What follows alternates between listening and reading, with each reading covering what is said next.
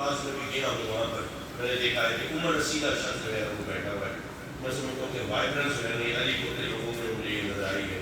میں بہت میرے لیے بڑی اہم بات ہے, یہ چھوٹی بات نہیں ہے. ناصر بخاری کا صاحب بھی بیٹھے ہیں اور غلام گھوڑا صاحب, میں ابھی ملاقات ہوئی اور انہوں نے بتایا تھا کہ آپ کے دادا حضور جب قدیر آباد میں کرائے کا مکان ہوتا تھا, قدیر آباد جی ہاں, تو وہ یہ احساس دلا رہے تھے کہ دیکھیے وہ کرائے کا مکان اور وہاں سے آج آپ اس سطح کے اوپر آئے ہوئے ہیں. تو الحمدللہ ثم الحمدللہ مالی اعتبار سے میں ابھی بھی یہ سمجھتا ہوں کہ شاید کوئی مجھے اتنی ترقی میں نے نہیں کی ہے جیسے کہ کوئی ریٹائرڈ سرکاری ملازم ہوتا ہے اور سارا معاملہ اپنا دیکھ لیتا ہے. میں کوئی جائیداد اور اس کا بھی مالک نہیں ہوں, لیکن یہ ہے کہ الحمدللہ مجھے اتنا ہے کہ مجھے کل کے کھانے کی فکر نہیں ہو رہی الحمدللہ ثم الحمدللہ. لیکن ہم نے اپنے دادا اور اپنے والد کے دور میں وہ وقت بھی دیکھا ہوا ہے. میں اکثر خطابات میں یہ بات بتاتا ہوں کہ میرے والد کے پاس شروع کی ہے کہ موٹر سائیکل ہوتی ہے, اس کے اوپر ہم 5 بہن بھائی, میری 4 بہنیں ہیں, میری ایک بیٹا, تو ہم جایا کرتے تھے. عیدوں کے موقع پہ ہوتا یہ تھا کہ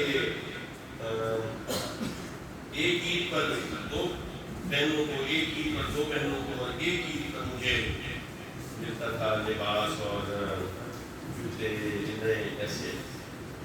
تو مجھے وہ یاد ہے کہ ایک دن میں جب میری باری کی میں جا رہا تھا تو میری بڑی ہمشیرہ نے جو 5 سال مجھ سے بڑی, انہوں نے میرے کان میں کہا کہ بھائی بوٹ لے کے آنا, جوتے لے کے جانا.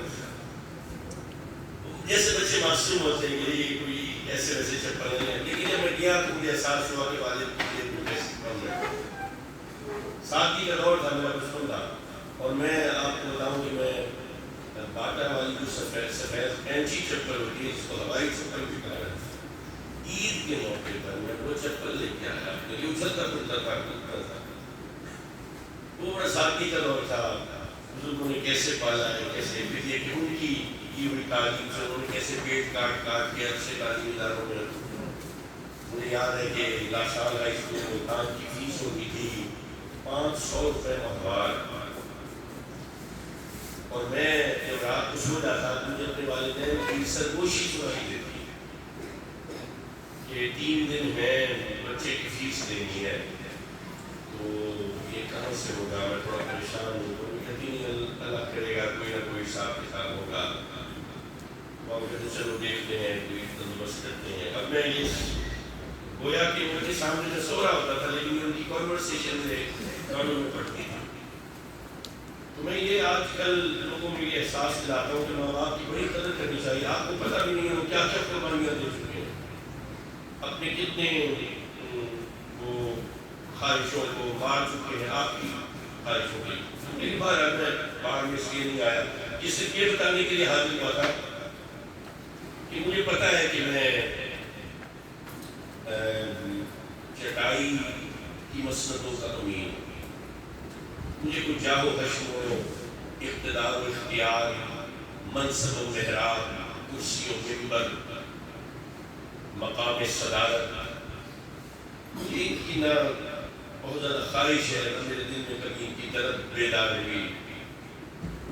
حضرت محترم, آپ مجھے اب زیادہ جاننے لگے ہیں اس حوالے سے کہ میں نے الیکشن میں کنٹیسٹ کیا. حالانکہ فارم 47 کے مطابق میں نے بہت ہی تھوڑے سے ووٹ لیے, 7148 ووٹ پورے علی پور کے LA 178 سے ایز پر فارم 47. اب فارم 45 کی کہانی کو چھوڑ دیں تو جو ہوا ہے سو ہوا ہے, لیکن اتنے کم ووٹوں کے باوجود بھی میرا نام لوگوں کے درمیان میں آ رہا ہے. ایک سوچ لے کے آیا ہوں, لڑتا رہوں گا, کم ووٹ ہے تو کیا ہوا.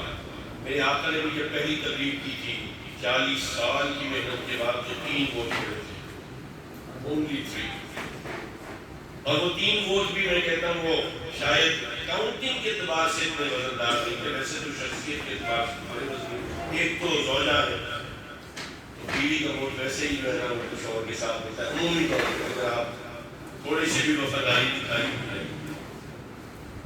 دوسرا یہ ہے کہ وہ بیٹوں جیسا بھائی ہے جس کا نام علی المرتضیٰ کرم اللہ.